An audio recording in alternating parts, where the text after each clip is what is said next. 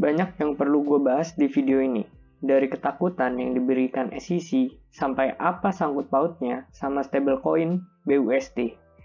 Apakah USDC juga diserang sama SEC? Dan pastinya topik-topik yang gak kalah menarik tentang update kripto, so stay tune.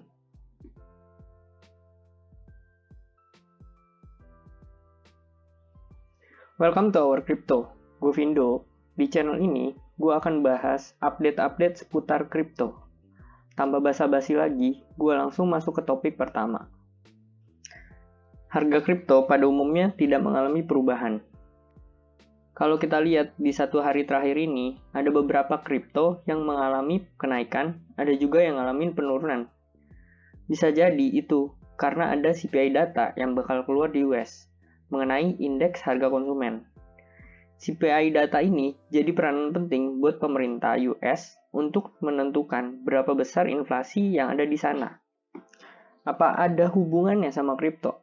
Pasti ada. Karena kalau dilihat dari historinya, Bitcoin sama DXY atau indeks dolar itu selalu berbanding terbalik. Kalau DXY menguat, berarti Bitcoin cenderung melemah dan sebaliknya. Topik yang bisa dibilang lagi heboh, itu sesuai judul di video gua. SEC berulah lagi buat nyerang stablecoin BUSD. SEC nuntut Paxos. Kalau ada yang nggak tahu Paxos itu pembuat stablecoin. Nah, masalahnya BUSD dibuat dan diminting sama Paxos. Minting itu cetak koin. Jadi BUSD ini dimanage dan dicetak koinnya sama Paxos. Binance nggak ada campur tangan sama sekali untuk urusan BUSD ini. Soalnya Binance cuman kasih mandat ke Paxos untuk manage stablecoinnya Binance.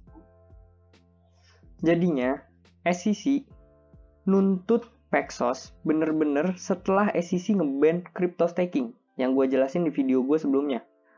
Sekarang dia incer Paxos dengan alasan SEC mau ngasih tahu kalau stablecoin masuk ke securities. Yang harusnya masuk ke dalam securities itu investasi-investasi yang bisa ngasilin profit. Tapi stablecoin nggak bisa ngasilin profit. Kita beli stablecoin kan buat transfer atau buat simpan untuk tunggu koin-koin diskon. Tapi anehnya SEC mau ngebuat stablecoin ini jadi securities. Alasan SEC ngincer Paxos kayak dia ngincer Kraken. Itu karena Paxos dan Kraken itu perusahaan kecil. SEC tahu kalau dia ngincer perusahaan kecil lebih mudah untuk mereka kendaliin. Perlu jadi catatan, kalau Coinbase juga kerjasama sama Circle dan mereka support USDC. Kenapa mereka nggak incer Coinbase sama Circle aja? Ya karena SEC udah belajar dari pengalaman dia dengan XRP yang kasusnya belum kelar sampai sekarang.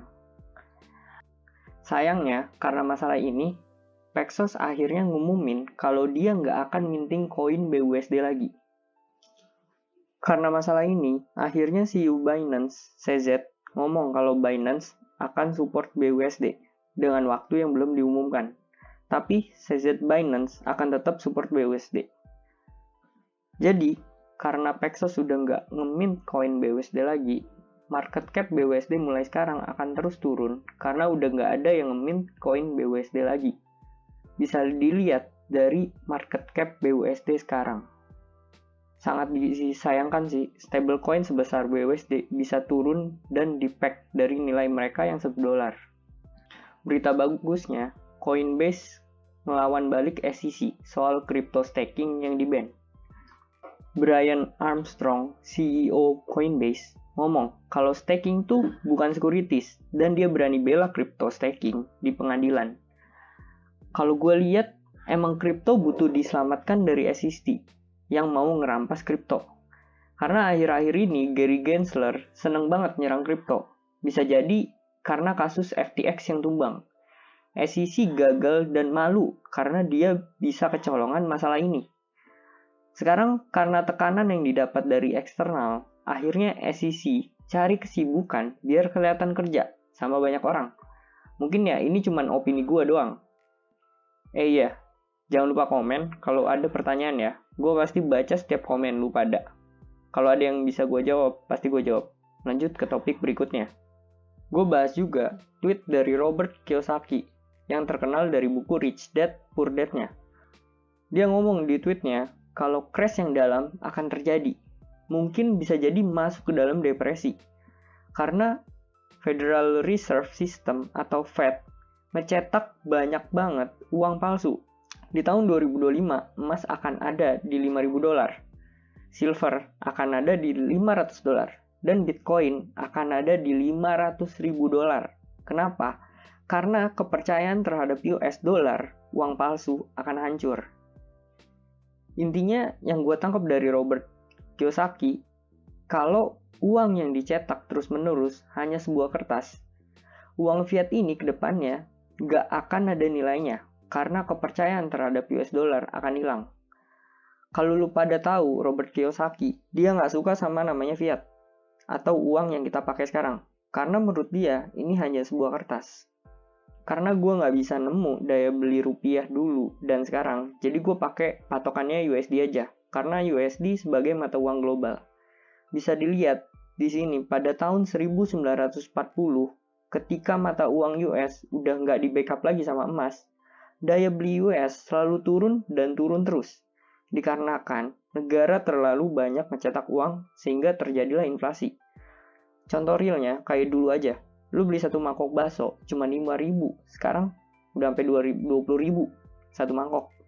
Itu karena daya beli uang rupiah menurun. Oleh karena itu, gue pro crypto karena Bitcoin cuma punya supply 21 juta koin dan gak akan bisa ditambah lagi supply-nya. Kita bisa lihat juga dari tweetnya Into the Block. Dia kasih grafik peningkatan yang sangat signifikan untuk address wallet yang sekarang hold 1 Bitcoin. Grafik dari 2014 sampai 2022 selalu mengalami kenaikan. Mau market crypto lagi down, mau lagi up, tetap aja makin banyak orang yang ngumpulin crypto, khususnya Bitcoin. Mungkin ini dikarenakan makin banyak juga orang yang kurang percaya dengan sistem fiat pada zaman sekarang. Jangan lupa like kalau video ini bermanfaat buat kalian. Makasih yang udah menonton video gue sampai habis. See you di video update crypto yang menarik lainnya.